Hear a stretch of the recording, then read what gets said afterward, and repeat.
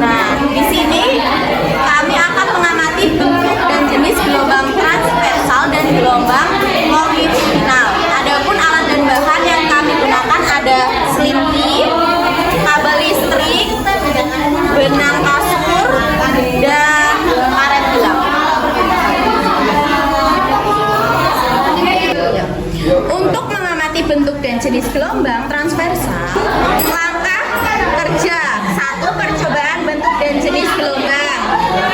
Ambil selimpi, rentangkan di atas rantai yang licin. Nah, sebelah kanan itu ada dipegang oleh Mbak Sulis dan sebelah kiri dipegang oleh Mbak Putri.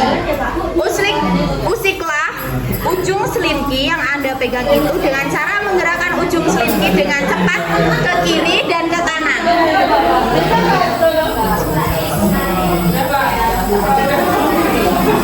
Amati gelombang yang terjadi pada selimpi. Apa yang terjadi pada ujung selimpi, apa yang merambat pada selimpi, dan apa sih gelombang itu? Yang terjadi pada ujung selingki, ketika ujung selingki atau pegas mainan digerakkan, misalnya ditarik lalu dilepaskan atau digerakkan maju mundur, maka ujung selingki akan bergerak dan menyebabkan bagian-bagian selingki didekatkan ikut bergerak. Gerakan ini akan menyebar ke seluruh bagian selingki seolah-olah ada getaran yang berjalan dari satu ujung ke ujung lainnya. Yang merambat pada selingki adalah getaran atau energi, bukan partikel selingkinya. Artinya bentuk gelombang berpindah, tetapi setiap lilitan kawat selingki hanya bergetar di sekitar posisi tetapnya, tidak berpindah tempat secara keseluruhan. Gelombang adalah getaran yang merambat melalui suatu medium. Jadi gelombang merupakan perpindahan energi dari satu tempat ke tempat lain melalui getaran. Bagaimanakah arah getar dan arah rambat gelombang transversal itu? Gelombang transversal adalah gelombang yang arah getarannya tegak lurus terhadap arah rambatnya. Arah getarnya adalah arah gerak naik turun dari partikel medium saat gelombang lewat. Misalnya pada tali atau selimpi yang kamu gerakkan ke atas dan ke bawah, maka arah getarannya adalah vertikal. Arah rambatnya adalah arah perambatan gelombang atau arah perpindahan energi. Pada contoh tali tadi. Hubungan keduanya, arah getar tegak lurus terhadap arah rambat. Jika gelombang merambat ke kanan, getaran terjadi naik turun. Jika gelombang merambat ke atas, gerakan terjadi ke kiri dan ke kanan.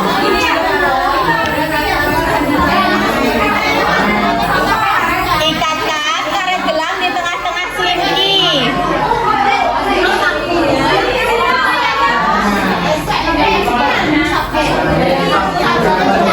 Sudah? Lalu usik lagi ujung selimpi yang kalian pegang berkali-kali.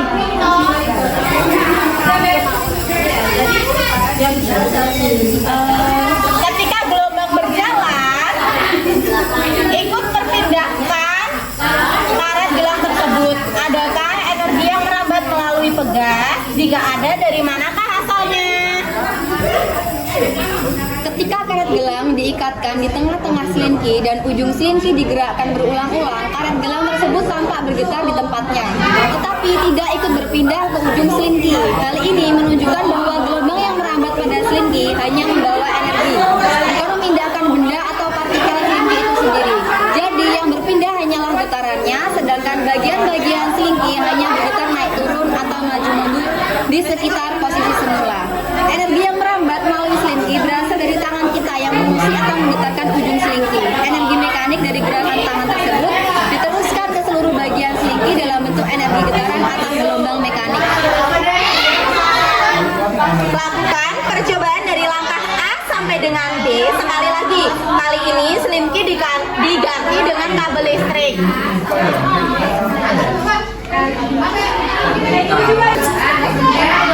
Samakah hasilnya dengan menggunakan selimpi? Jika ada perbedaannya, sebutkan. Ketiga percobaan yang sama dilakukan menggunakan kabel listrik sebagai pengganti selimpi. Hasilnya secara prinsip sama, yaitu gelombang tetap dapat merambat dan yang berpindah hanyalah energi, bukan benda atau partikel kabelnya. Namun ada perbedaan yang dapat diamati. Kabel listrik biasanya lebih kaku dan kurang elastis dibandingkan selimpi, sehingga gelombang lebih sulit tersentuh dan cepat meredam. Ambil selimpi. Yuk, ambil selimpi, Rentangkan di atas lantai yang licin, ikat salah satu ujung. Nah, ujung kanan dipegang oleh Mbak Sulis dan ujung kiri dipegang oleh Mbak Putri. Usiklah ujung selinki yang Anda pegang berulang kali dengan cara menggerakkan ujung selinki dengan cepat ke belakang, lain ke depan seperti